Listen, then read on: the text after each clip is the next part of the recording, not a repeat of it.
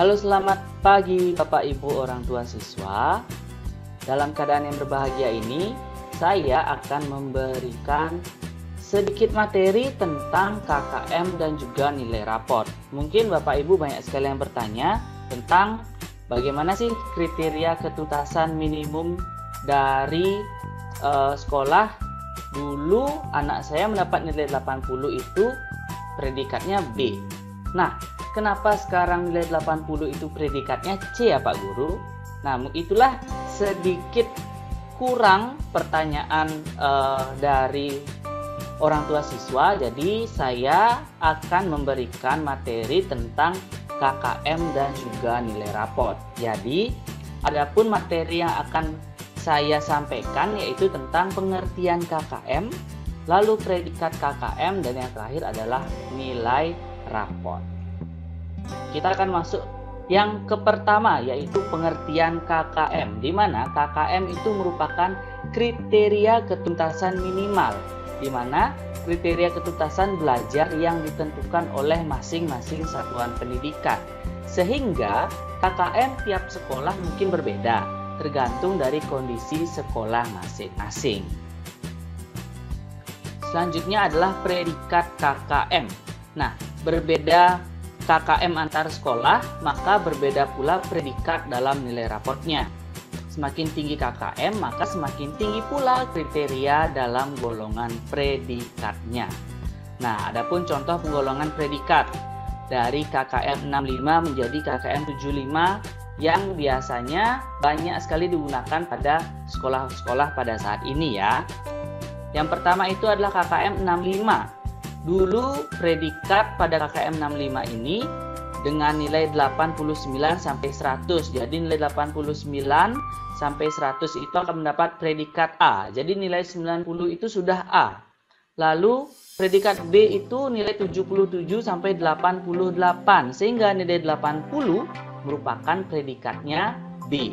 Selanjutnya predikat C 65 sampai 76. Ya, karena KKM 65, jadi nilai ketuntasan paling rendah adalah 65, yaitu predikat C. Lalu yang terakhir predikat D, nilai 0 sampai nilai 64. Nah, tidak pernah raport itu ada nilai D ya Bapak Ibu ya. Jadi nilai raport itu minimal C Bapak Ibu. Sementara pada KKM 75 pada saat ini predikat A-nya itu berkisar antara 93 sampai 100 Bapak Ibu. Jadi nilai 93 itu baru mendapat predikat A. Sementara 90 itu masuk ke predikat B. Lalu nilai 80 di mana? Nilai 80 itu termasuk pada predikat C, di mana predikat C itu nilai minimal 75 dan maksimalnya 82 untuk predikat C.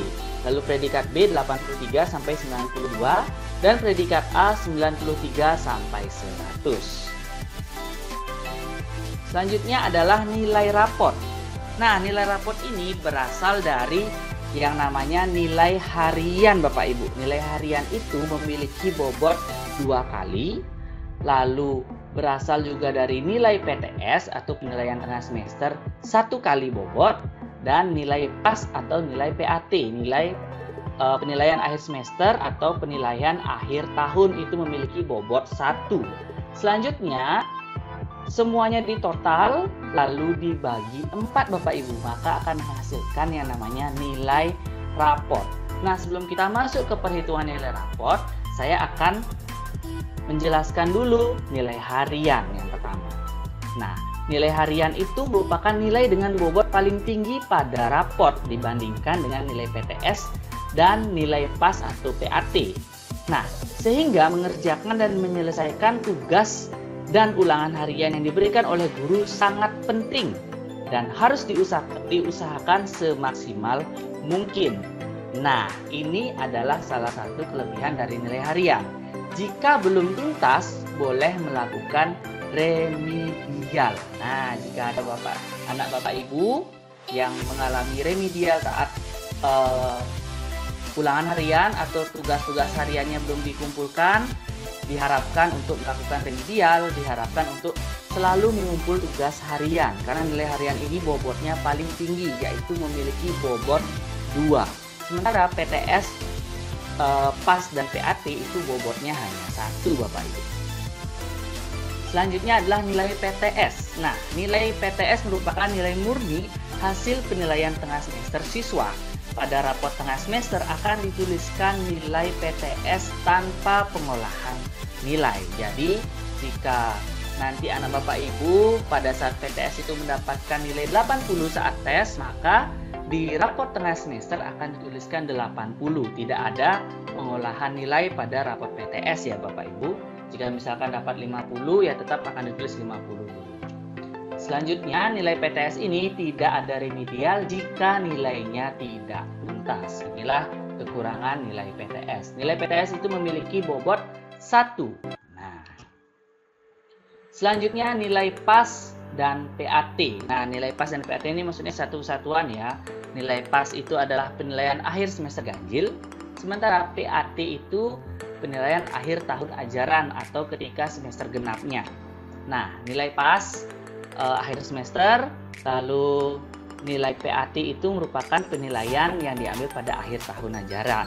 Nah, nilai PAS dan PAT memiliki bobot 1 dengan memungkinkan remedial jika belum tuntas. Dan nilai ini akan diolah kembali untuk menjadi nilai rapot akhir semester atau rapot akhir tahun. Jadi rapot yang nilainya diolah itu adalah rapot akhir semester atau rapot akhir semester dan rapot kenaikan kelas. Itulah nilai yang akan diolah Bapak Ibu. Nah, saya akan menyampaikan simulasi perhitungan pada nilai rapot. Nah, ini penting sekali untuk Bapak Ibu simak ya, nanti agar tidak ada miskomunikasi.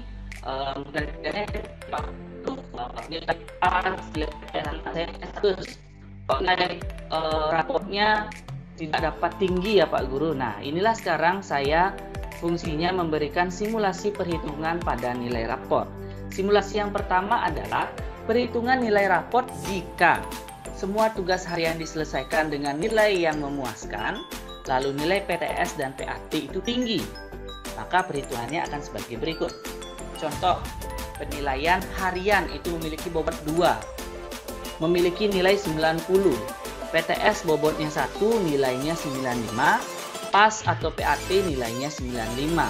Nah, jika kita kalikan dengan bobot, jadi nilai harian itu memiliki total nilainya 180, PTS 95, PAT dan PAS 95 dengan total nilai 370. Nah, setelah itu untuk mendapatkan nilai rapot, jadi total nilai ini yang 370 ini dibagi 4 Bapak Ibu. Sehingga 370 dibagi 4 hasilnya adalah 92,5 yang nanti akan dibulatkan menjadi 93 di rapot akhir semester dan juga rapot kenaikan kelas. Jadi nilai rapotnya berapa? Jadi nilai rapotnya 93 dengan predikat A. Jika semua tugas harian diselesaikan dan memiliki nilai PTS dan juga nilai PAT yang tinggi. Selanjutnya adalah perhitungan simulasi yang kedua. Perhitungan jika nilai rapot jika semua tugas harian nilainya rendah, sementara nilai PTS dan nilai PAT tinggi. Seperti berikut. Nah, penilaian hariannya nilainya 75. Nilai paling rendah saya akan berikan 75, lalu PTS PAT-nya 95. Lalu nilai bobot pada nilai harian itu 150. PTS PAT tetap 95 dengan total 340. Nah, di mana 340 ini kita akan bagi 4 dengan hasilnya akan mendapat nilai 85. Jadi nilai rapotnya adalah 85 dengan predikat B. Kebanyakan Bapak Ibu orang tua siswa akan bertanya seperti ini. Pak Guru, nilai PTS, nilai PAS anak saya itu tinggi sekali, tetapi kenapa di rapot nilainya tidak seperti itu ya? Nah, mungkin kemungkinan akan terjadi hal seperti ini Bapak Ibu. Nilai hariannya rendah. Nah, itulah tadi saya bilang kenapa nilai harian itu harus tinggi. Sekarang kita masuk ke simulasi yang ketiga. Perhitungan nilai raport jika tugas harian tinggi, lalu nilai PTS dan nilai PAT rendah. Contoh penilaian harian mendapat nilai 95, PTS PAT dapat 75, maka total nilainya sama seperti tadi, 340. Lalu dibagi 4 akan menghasilkan 85 Bapak Ibu. Jadi nilai raport tetap 85 predikat B, tapi ingat ini catatannya adalah nilai hariannya tinggi. Tetapi jika dilihat, kalau sudah nilai hariannya tinggi, nilai PTS, nilai PAT itu meningkat saja sekitar 5-7 poin, maka nilai raportnya juga akan meningkat secara drastis Bapak Ibu. Jadi ingat, nilai harian itu wajib tinggi.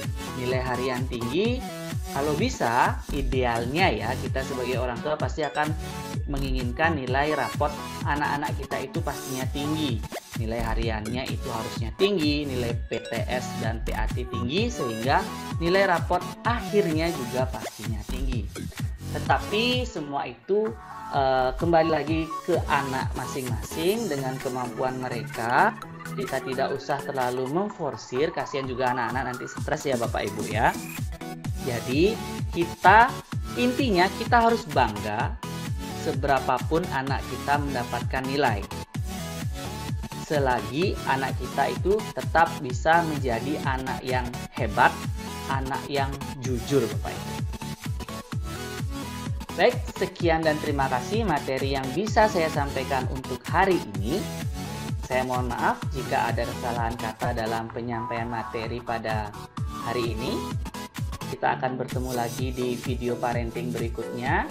Dan semoga Bapak Ibu orang tua bisa menambah atau bisa bertambah pengetahuannya tentang sekolah. Nah, jika Bapak Ibu memiliki keluh kesah atau memiliki permasalahan tentang pendidikan anak, bisa silakan taruh komen di bawah. Nanti saya usahakan untuk membuat materi berikutnya. Sekian dan terima kasih. Kita akan bertemu di video berikutnya. Sampai jumpa. Bye-bye.